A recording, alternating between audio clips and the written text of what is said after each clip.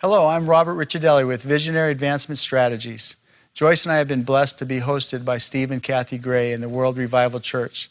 Steve and Kathy are not only founders of the World Revival Church, but among many other things, they are the producers of the Emmy-nominated Steve and Kathy Show. We have enjoyed our time here, seeing what God is doing in Kansas City, and hearing the heart of Steve and Kathy for the revival in this city and in the nations. Revival has become a bad word in some circles, and we want to talk about it from a fresh perspective in a way that honors God. Steve, what has happened here with revival as you see it, have experienced it, and are living it here in Kansas City and at the World Revival Church? Well, we realized, Robert, that one of the things that has to happen if we're going to have churches is churches need to be revived. Most of us, I think, want to see it spill over. We want to see the Welsh revival in our cities where the bars close and crime stops. But we, I think, have drifted away from the idea of knowing how sick our churches are. And, you know, the Welsh revival is great, but those people weren't as sick as we are, I don't think. And we're so sick that in our own churches that we have to get well. And so revival really means that those who had life lost some life, and now they get revived back to life. And then that's supposed to spill over. The problem we're having is that the local churches so many times don't know what to do, how to do, or even what to believe for in revival. And then, as you said just a minute ago, revival gets a bad name sometimes because of other activities. So then they back away even more. With the idea from our perspective is we would love to see a great outpouring of evangelism and all these people getting saved. But from a pastor's point of view, then I go, okay, then where are we going to put them after that? I don't want to bring them and set them down to some lukewarm, half-hearted person full of hypocrisy, because hypocrisy is contagious. So before long, they're going to be the same way. Then they're going to be going, well, I got saved, and now what?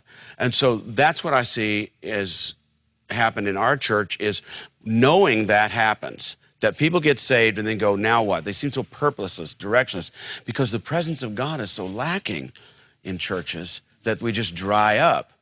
So I've always been one in this, is to try to get, and my dream has been, well, first of all, my dream has been to be the pastor of a church that I would want to attend, you know. So, and then secondly, I always wanted to have a church that God wanted to attend, and so that's what we built that. And I knew that something had to happen in the people.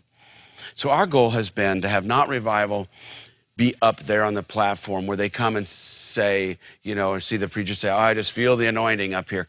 That's good, but if it's not out there, clear to the back. And you heard me in the service last night saying that even the children, I want to see the children touched, because they need it. You know, fourth graders are having to leave the classrooms in our schools, fourth graders, because they're under so much stress. Yeah. And they have to go out and have a special time away from class, and they're stressed. So I want to see it hit our kids. So we have been a revival church. Smith and Outpouring has been known for revival. But then I felt that people were kind of losing sight of it, you know, and they were wanting to try, they were getting bored with it or whatever. They wanted to do other things. You know, they want to get a quick fix or some gimmick here, some gimmick there. So, you know, I guess I turned away from it a little bit in that we're going to have something good here, but the rest of you, you don't seem interested, so just do whatever you want to do. But I think this spring and summer, all of us learned a lesson. We've learned a lot of lessons about revival, but one thing we learned is the multitudes are still hungry for something real. They're just not sure what it is, how to get it, or what to do. So we're hoping here, and having you here too, and that's why I invited you to come, because of so many questions, so much negative about revival. I thought, well, if I could get, you know, you to come, maybe I could get a new refreshing in you and say, you know what, there is some hope for someone, that this is refreshing. Well, I should let you say that, but yeah. We feel refreshed. Yeah. We feel like we're not using any gimmicks. We're not trying to get people to be revived so they can have some strange experience.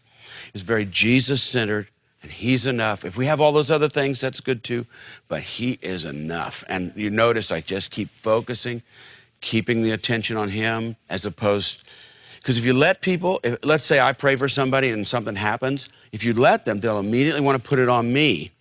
and give it's him, well, now we're lost. Because if it's me, then it can't be you, and it can't be them. So I fight to keep putting it back on the responsibility of you people. You people have to have an anointing on you. So that's what's happened. It's happened here in our church, and we hope that we can be a breath of fresh air to other churches, and we do hope it spills over. What I've noticed here, just in the short time with you and with your team, is it's not built on a personality, although God is using your personality. It's not built on a specific person or group of people. It really is team ministry. God is using many of the people, many of the volunteers. As you walk into the building, you can sense that God has changed hearts. And so with that in mind, what do you think are the major distinctives that you can look at that is different here and sustainable? You really need to have a leader that can help move this thing without having to always be the center of attention, too. So I move it. I stand down with the people, send signals in, and a lot of people can't figure out, if you don't know, they don't know who the pastor is. For a little while, they go, oh, that must be him. And then the next guy, somebody else does something, oh, well, that must be him. And the bad part about it is that when I finally get up there, they go, that can't be him. Yeah, sorry, it's me. But yeah, I think we have a mutual friend who called me, and he said, here's what I see. He says, there's people down there, they're having angelic experiences while eating popcorn. That's what the quote. Yeah, now, I don't know if that's true or not. Yeah. That's what he said. Yeah. And we're trying to get the reverence and the responsibility of carrying something of God on the people. Yes. You can be a carrier of this here at work and everything, but you really have to work with them to feel a sense of responsibility. They're so used to having the responsibility on an individual. So that's the difference. We say is basically this is a revival on a congregation, and they're not. I mean, we want more visitors to come, as you know, but we've been slow to announce it. So the congregation is solid, but I think we're going that way. But it's not a visiting congregation. And I think certain revivals in history, the actual congregation disappeared and was swallowed up by it. So they didn't exist anymore, and now it was a congregation of visitors. Everybody was a visitor, except the workers. So we have fought to make this, you guys got to be here every time. I visited another revival one time, and kind of the visitors had kind of taken over. And their actual congregation, they didn't even come. They came Sunday morning, but that was it. Because they kind of said, well, this is for all those other people. So I said, no, you're the host of this. If I'm here, you're here. And we are here in our position every service, and we're going to pay the price. And those visitors need to know when they come, we're here for them. We're on our spot. The anointing's flowing. So that's the difference, probably the responsibility the congregation has been given, but also the responsibility that they've taken. So it's just unique that they're going to be here 4 times a week. And you know what? When those visitors go, next week, they'll be here again. A whole different way of looking at this. It's a community of believers growing together versus an event. Yeah, it's probably exactly. one of the greatest things I've seen since I've been here.